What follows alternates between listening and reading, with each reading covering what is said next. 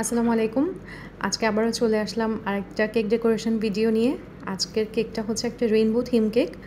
তো কেকটাকে কিভাবে কভার করতে হয়, কিভাবে সেখানে হচ্ছে ক্রিম দিয়ে সেটাকে স্মুথ ফিনিশিং আনতে হয়, সেটা আপনারা আমার গত ভিডিওতে দেখেছেন এবং সেই ভিডিওতে খুব ভালো রেসপন্স পেয়েছি, যার কারণে আসলে আজকে আরেকটা ডিফারেন্ট একটা কেকের ডেকোরেশন নিয়ে আসলাম।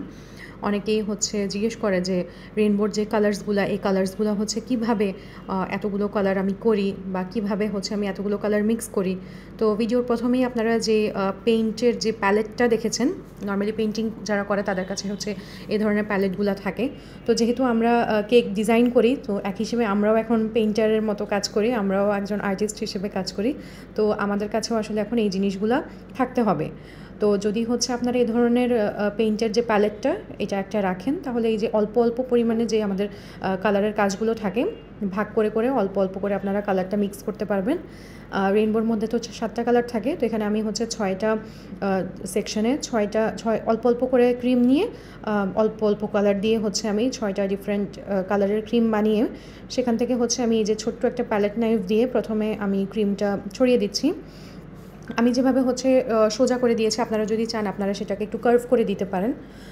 তো তারপরে হচ্ছে আমি একটা বড় প্যালেট নাইফ দিয়ে হচ্ছে পরে আমি একটা টান দিয়ে দিলে তখন হচ্ছে জিনিসটা একদম স্মুথ হয়ে কেকের সাথে বসে যায়। আর অবশ্যই যখন আপনারা এই ধরনের পেইন্টিংয়ের কাজ করবেন কেকের উপরে, আপনারা কেকটাকে ক্রিম দিয়ে কভার করার পরে সেটাকে হচ্ছে ওভারনাইট ফ্রিজে সেট করতে দিয়ে দিবেন, ঠিক আছে? যখন ক্রিমটা ভালো মতো সেট হয়ে যাবে তখন হচ্ছে আপনার সেটার উপরে এই ধরনের পেইন্টিংয়ের কাজটা করা ইজি হবে।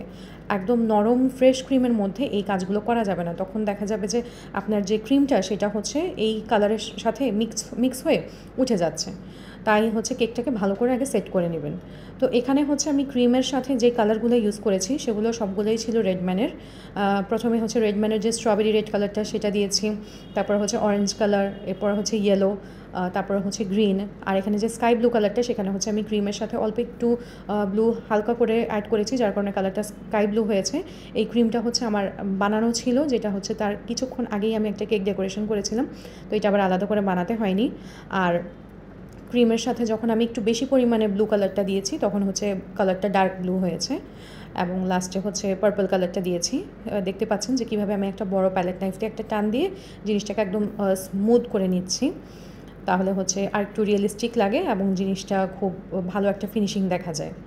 তো এভাবে করে হচ্ছে আমি রেইনবোর 7টা কালার আমি সুন্দর করে কেকের উপরে আর্ট করে নিলাম। তারপরে হচ্ছে আমি একটা পাইপিং ব্যাগের মধ্যে চকলেট গানাশ নিয়েছি। চকলেট গানাশ দিয়ে হচ্ছে আমি কেকের উপর নামগুলো লিখছি। কেকটা আমার খুব ক্লোজ আমার স্কুলের বেস্ট ফ্রেন্ড অর্ডার করেছিল ওর মেয়ের জন্য, জাস্ট এমনিই খাওয়ার জন্য।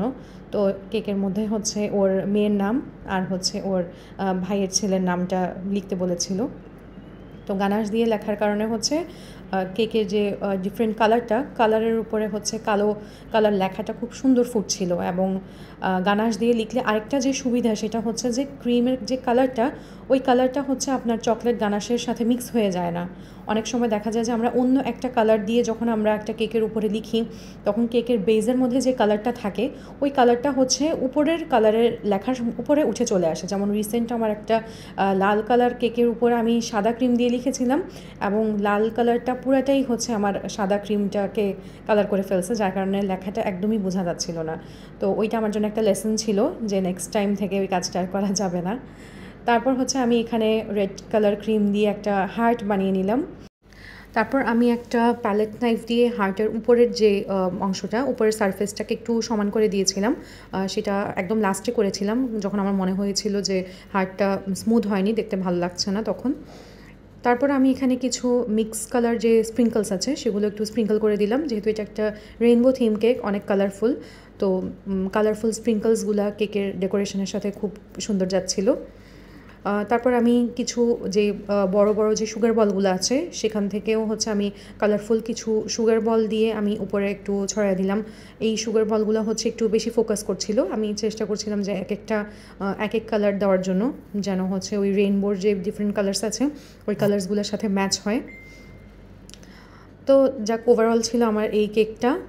কেকটা হচ্ছে আমার কাছে দেখতে ভালো লাগছিল। রেইনবো থিমটা আসলে বাচ্চাদের খুব পছন্দ এবং আমার ফ্রেন্ডের যে মেয়ে ও হচ্ছে মানে কালারফুল জিনিস খুব পছন্দ করে। ও যখন অর্ডার করবে তখনই বলছিল যে কালারফুল কিছু দেওয়ার জন্য। তো আমি ওকে কিছু আইডিয়া দেওয়ার পরে তারপর হচ্ছে ও নিজেই আমাকে এই কেকটা সিলেক্ট করে দেয়। তো ওভারঅল আউটকামটা সুন্দর ছিল। কেমন হয়েছে বাকিটা হচ্ছে আপনারা অবশ্যই জানাবেন যে ভালো লাগলো কি না। আর আমি চেষ্টা করি আমার সবগুলো ভিডিওতে যেন হচ্ছে আমি কিছু গুরুত্বপূর্ণ যে ইনফরমেশনগুলো আছে যেগুলো আপনারা কেক বেকিংয়ে বা ডেকোরেশনে আপনাদের কাজে লাগবে সেগুলো শেয়ার করার জন্য। তো যদি আপনাদের কাছে আমার ভিডিওটা ভালো লাগে অবশ্যই আমার সাথে থাকবেন, সাপোর্ট করবেন এবং কী কী দেখতে চান বা শিখতে চান, জানতে চান অবশ্যই জানাবেন। ওকে, আল্লাহ হাফেজ।